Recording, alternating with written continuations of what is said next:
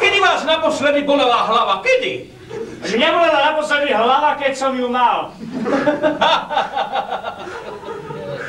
A kedy ste ju mali?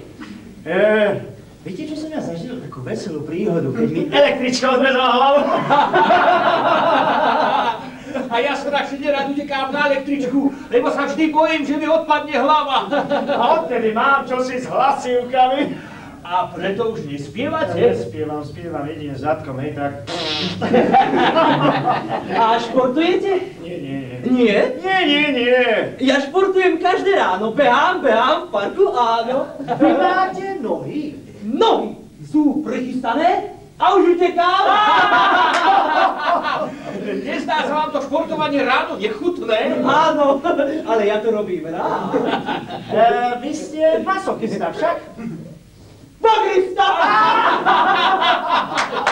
Tuším, že sa bude musieť rozbehnúť, lebo vidím, že sa niečo blíži. Áno, veď dnes každý uteká. Len sa bojím, že mi odpadne hlava.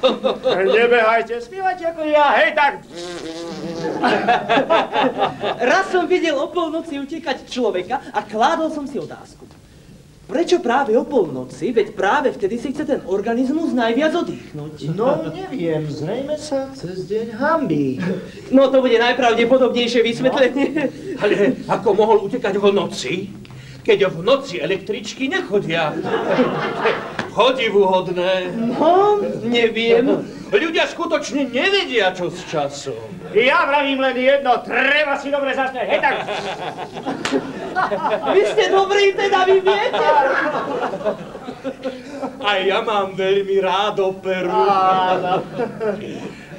Poznáte tú melódiu?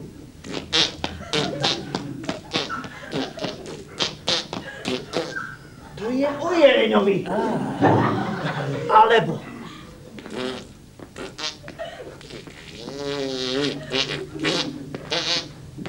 Napokon to všetko išlo dobrým smerom. Neprekážem vám, keď pritom športujem. Ale nie, len športujte. Športom zamiera priateľstvo medzi národmi. To je zábavné, to je humorné. Viete, tie vaše tichové vstupy sú senzačné. Áno, to je. To v nás buduje takú dobrú náladu. Dostávame sa do takého nejakého iného temporytmu. To je ono. Hneď si mám chuť zabehať. No tak to 100%, páni, to 100%. Áno, opera šport. Opera šport idú vždy dokopy. Kto nemá rád šport, ten nie ani človekom, to 100%, páni. A ten nemá rád ani sporovanie. No tak to 100%. A skáčeme hop, hop, hop.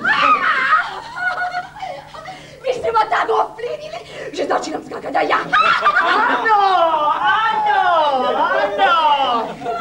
Chlapci, ja by som tak skáckala. A skáčeme. Ja si myslím, že dnešná oslava sa nám vydarila.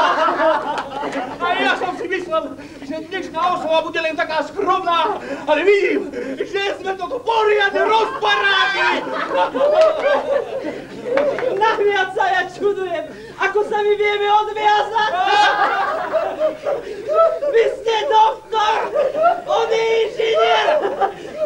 Ja mám stredoškolské vzdelanie. Dámy sú v domácnosti, ale odviažeme sa vždy.